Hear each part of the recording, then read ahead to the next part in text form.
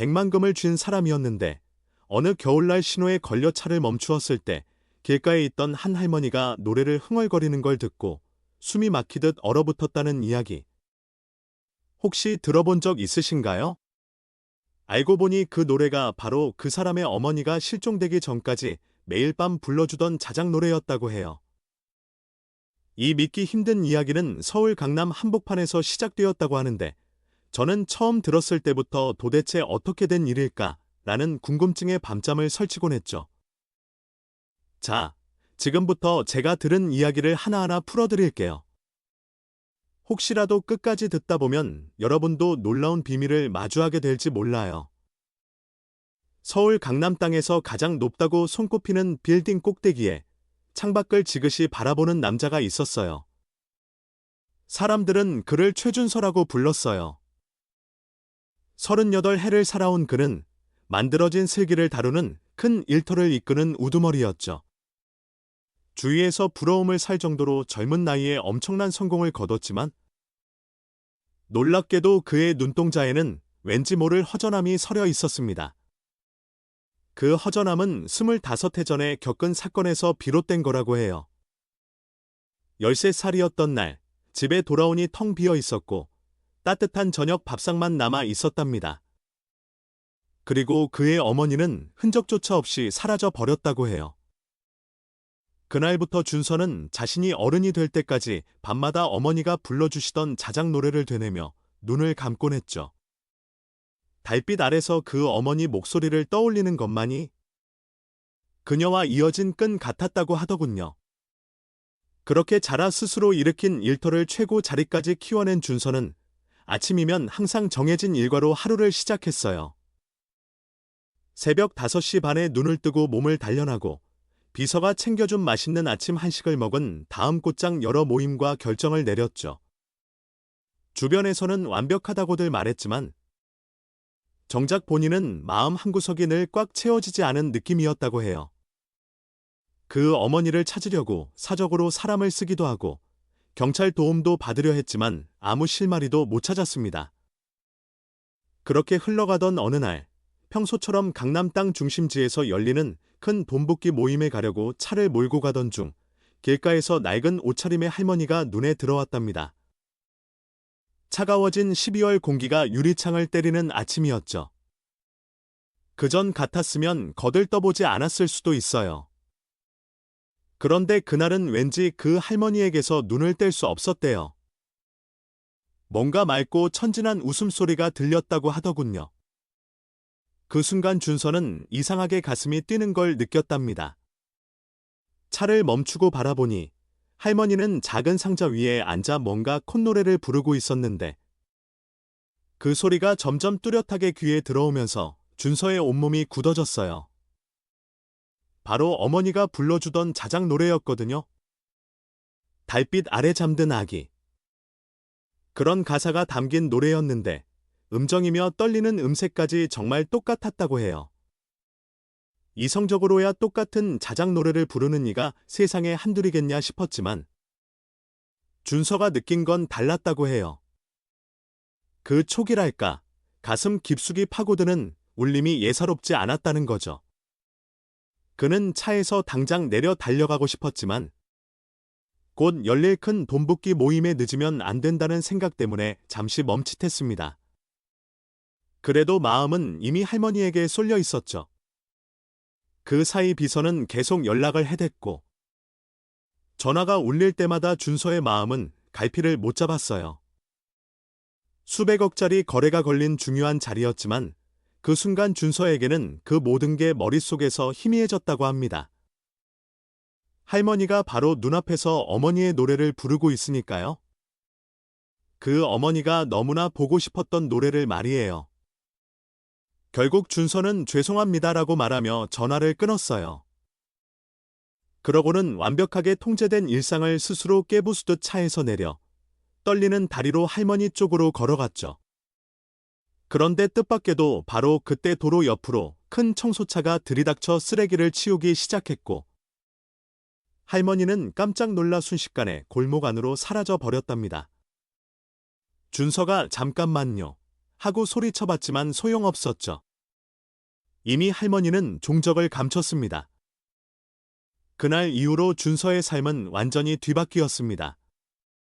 아침이면 어김없이 할머니가 사라진 그 길가부터 골목들까지 전부 뒤져보았죠. 일터는 비서에게 일이 많은 채 강남 뒷길 구석구석을 직접 뛰어다녔습니다. 그 과정에서 평소에는 보이지 않던 서울의 또 다른 모습과 마주하게 되었어요.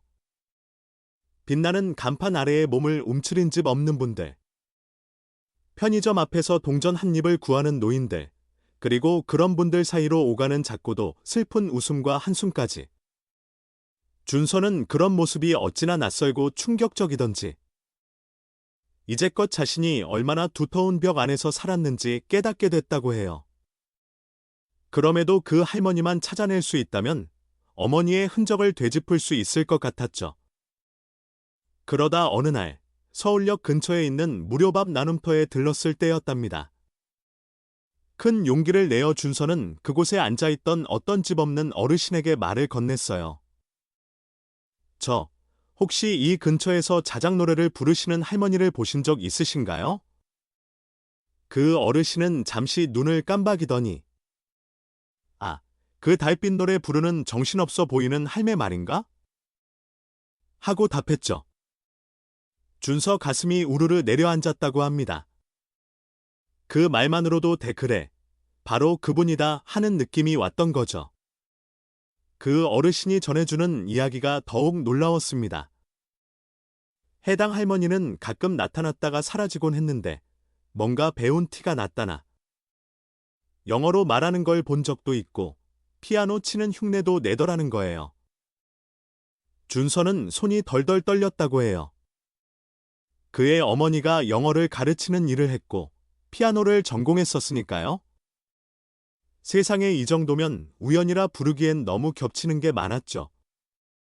그런데 도대체 왜 어머니가 이런 처지가 되었을까?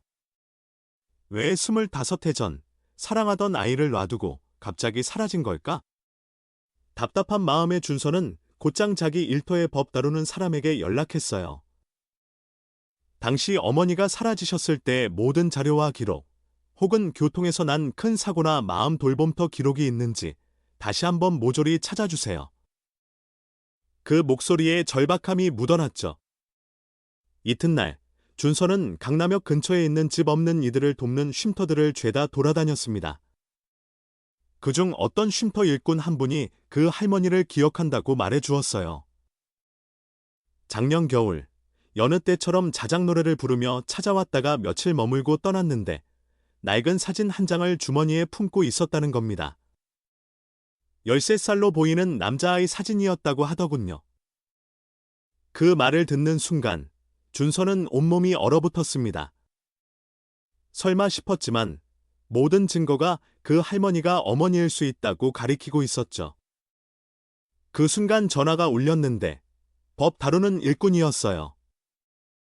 예전 강남 세브란스 돌봄터 기록을 찾았습니다. 25해 전 길에서 큰 사고를 당해 심하게 다친 여성분이 계셨는데 이름도 못 밝힌 채 마음 돌봄 쪽으로 이송된 뒤 행방이 잘 안 보이네요. 전화를 받는 준서 귀에 어디선가 자작 노래가 다시 들려오는 것만 같았습니다.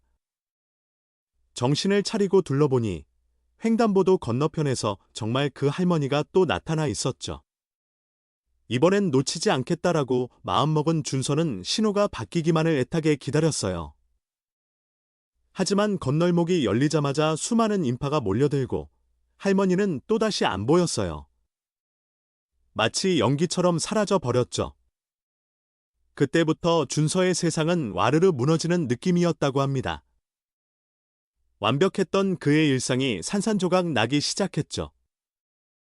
회사는 온통 뒤숭숭해졌고 준서가 나타나지 않는 날이 점점 늘자 주가도 폭락했습니다. 이 돈붓기 세상에서는 최 대표가 노숙자들을 돌아다닌다는 말이 파다하게 퍼졌고 회사 우두머리 모임에서도 비대로는 안 된다며 비상 모임을 열었죠. 한편 준서는 더 깊이 옛날 기록을 파헤치게 됐어요. 그 결과 단순히 우연한 사고가 아니었을 수 있다는 이상한 점들이 드러났다고 합니다. 25해 전 그 기록 중 일부가 의도적으로 지워진 흔적이 있었고 사고를 봤다고 하는 사람들의 증언도 어딘가 석연찮았대요. 어쩌면 어머니의 실종 뒤에는 더 큰 비밀이 있을지도 모른다는 의심이 들었죠. 그런데 그 의심 한가운데 준서 아버지의 이름이 보였다고 합니다.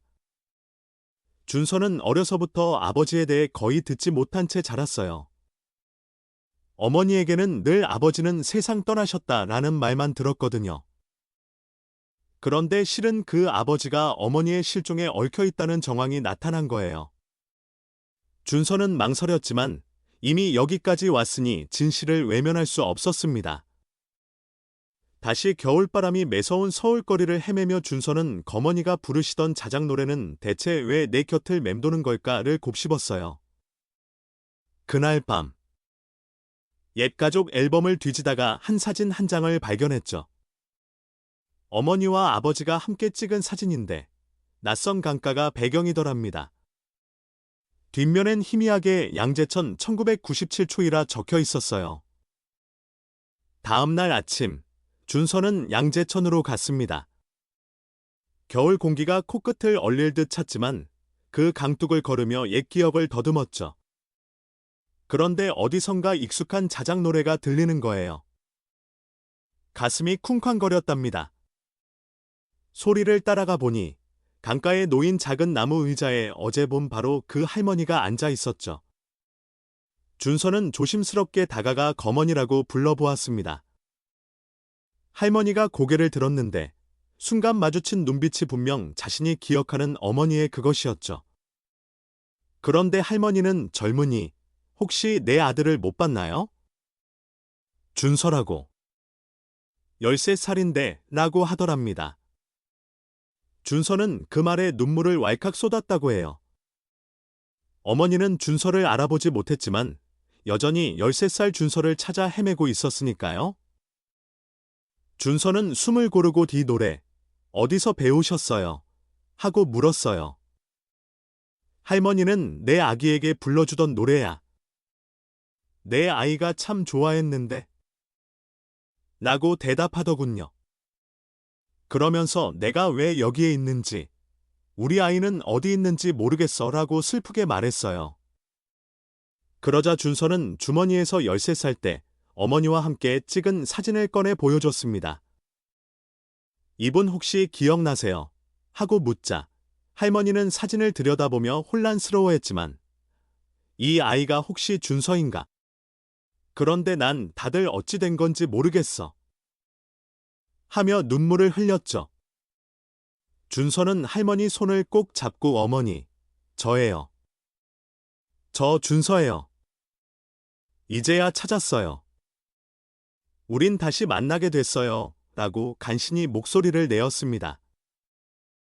그러자 할머니 눈에 뭔가 번쩍하고 지나갔어요. 마치 잃어버렸던 기억 한 조각이 돌아온 듯이요. 준서. 진짜 우리 준서니? 그런데 넌 왜 이렇게 커졌어? 하며 할머니가 떨리는 목소리로 물었습니다. 준서는 25해가 지났어요. 어머니. 제가 이제 어머니를 지킬게요. 라고 대답했죠. 할머니는 헝클어진 기억 속에서 하나씩 꺼내듯 어렴풋이 사고 뒷이야기를 꺼내기 시작했어요. 그날 아버지가 집안이 망하게 생겼다며 어머니한테 재산 정리를 요구했는데 거절당하자 심하게 다퉜다고 합니다. 충격받은 어머니가 그날 밤 집을 나섰고 길에서 큰 부딪힘을 당해 모든 것을 잃어버린 채 떠돌았다네요. 준서는 할머니를 끌어안고 한참을 울었습니다. 그토록 궁금했던 실종의 비밀이 풀리는 순간이었죠. 그런데 그때 비서 김미래가 허겁지겁 달려오더니 큰일입니다. 우두머리님. 그 박 어르신이 잡혀갔어요. 알고 보니 25해 전 준서님의 아버님과 얽혀서 돈을 빼돌리고 사고를 덮었다는 증거가 나왔대요. 라고 알려줬어요. 준서는 머리가 새하얗게 되는 기분이었답니다. 알고 보니 당시 아버지는 회사 부도가 날 위기에 몰렸고 어머니 재산까지 끌어다 메우려다 실패하자 박 어르신과 결탁해 무리수를 둬던 거예요. 어머니 사고 기록이 일부러 지워진 것도 그 과정의 일부였던 셈이죠.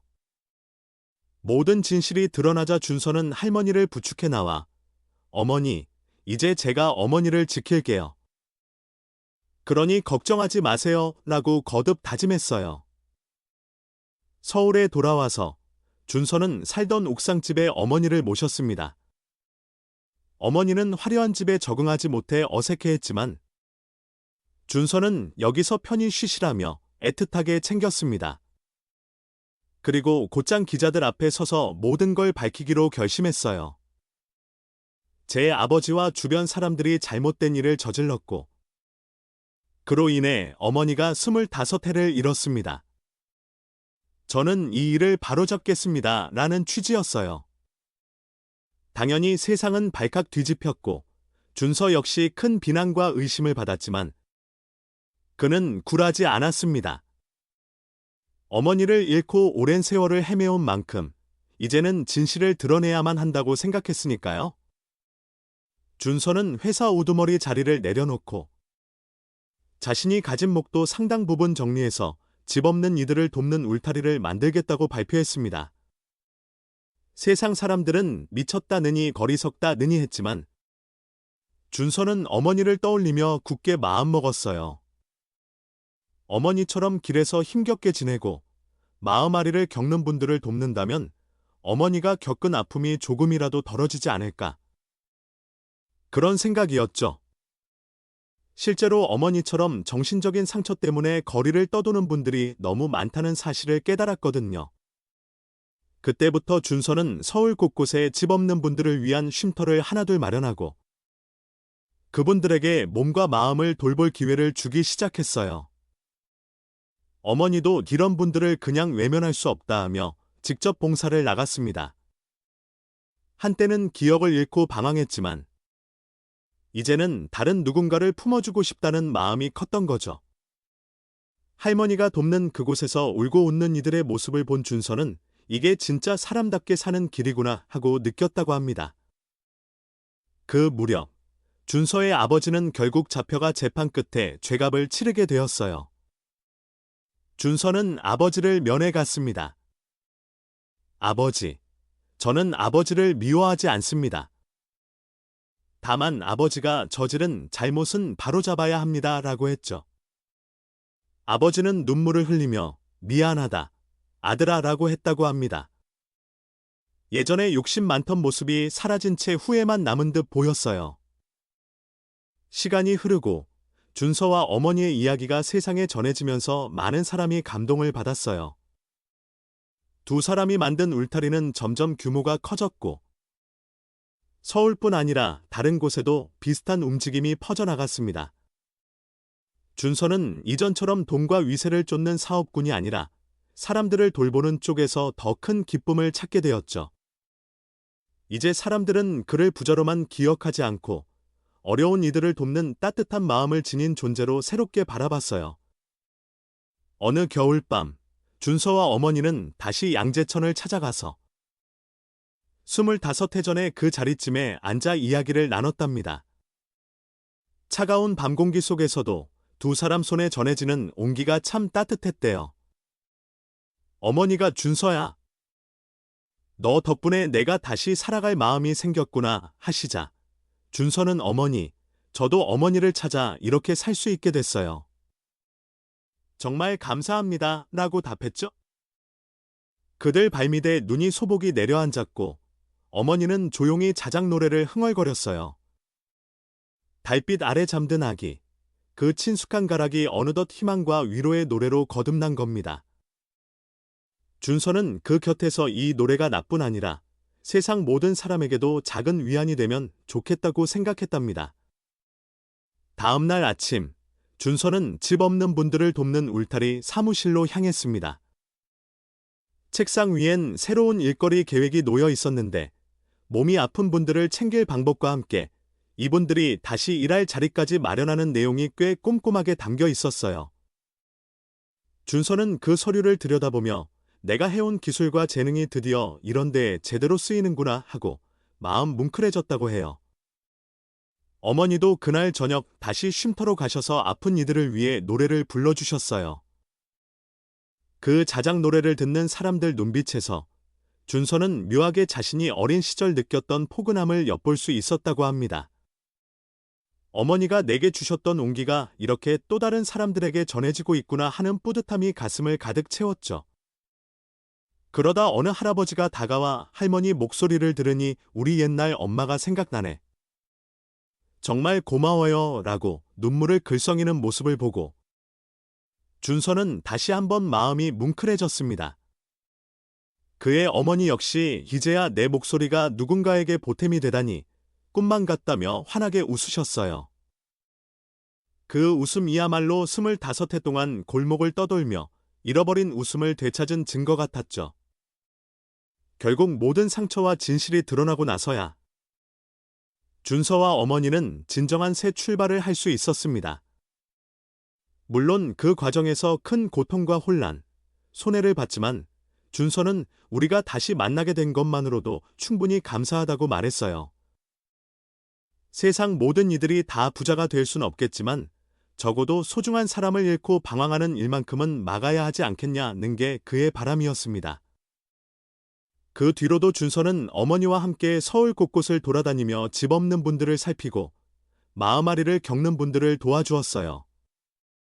이름 모를 수많은 이들이 그들에게 의지했고 준서는 어머니와 함께 노래를 불러주며 작은 웃음을 찾아주었죠.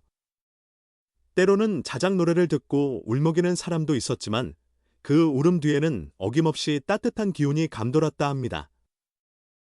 언젠가 한 기자가 준서에게 물었어요.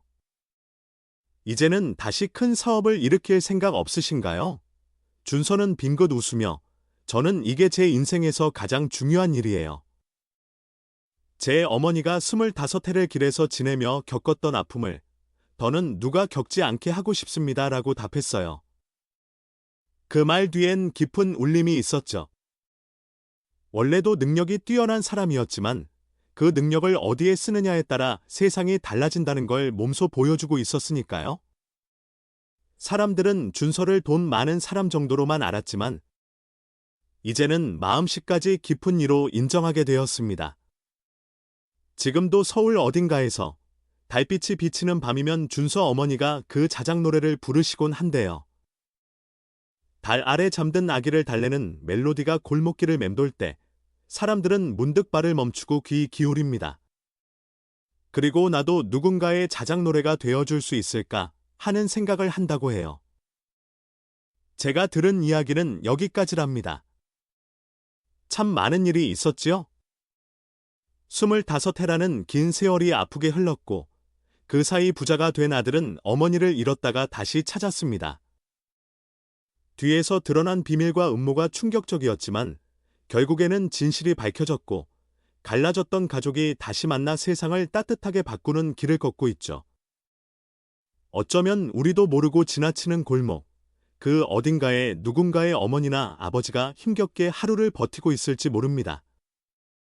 그리고 우리에게 익숙한 누군가가 언젠가 저 사람 어디서 많이 봤는데 하고 돌아보면 이미 골목 속으로 사라져버릴 수도 있죠.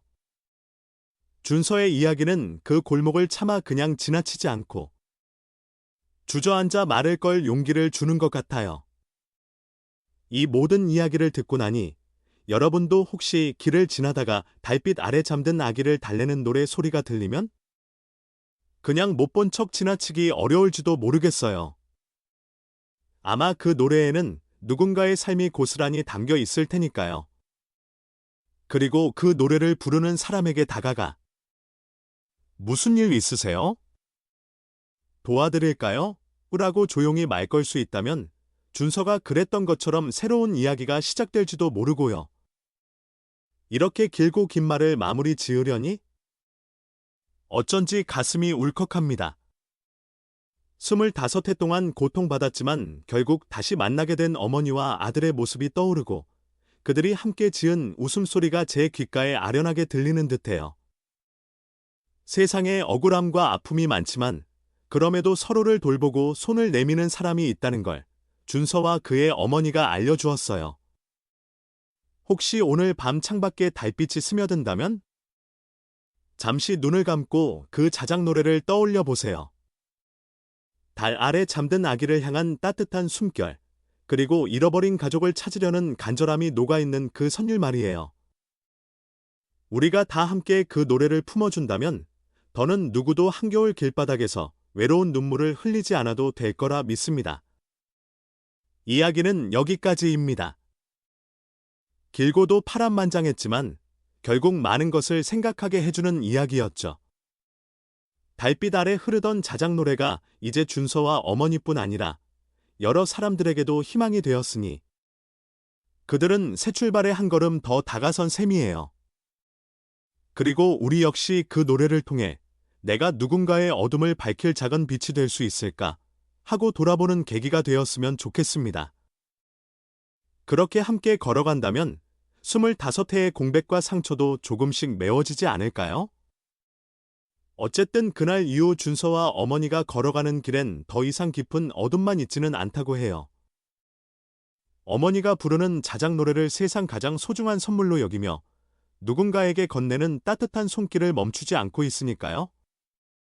그리고 어머니는 옛 기억을 하나둘 되찾고 옥상집 대신 작은 마당이 딸린 곳에서 꽃을 가꾸며 조용히 살아가길 바라신대요. 준서도 그 소원을 들어주려 여기저기 열심히 알아보는 중이고요. 이렇듯 두 사람의 삶이 한 번 더 피어날 수 있게 된 건 바로 그 겨울 아침 신호등 앞에서 멈춘 차 안에서 들려온 낡은 콧노래 덕분이었습니다. 인연이란 게 참 희한하죠. 여러분도 혹시 길에서 들려오는 어떤 낯설지만 익숙한 노랫소리에 이끌릴 때가 있다면 그냥 흘려보내지 말고 잠시 멈춰서 귀 기울여 보세요. 그 작은 멈춤이 인생을 통째로 바꿀 수 있으니까요. 자, 오늘 얘기는 여기까지 전해드릴게요. 부디 이 이야기가 마음 한구석에 작은 울림으로 남길 바랍니다. 언젠가 어디선가 누군가를 살리는 자작 노래가 또 울려 퍼진다면, 그리고 여러분이 그 소리를 알아차릴 수 있다면 그것만으로도 이 긴 이야기를 전한 보람이 있지 않을까 싶어요.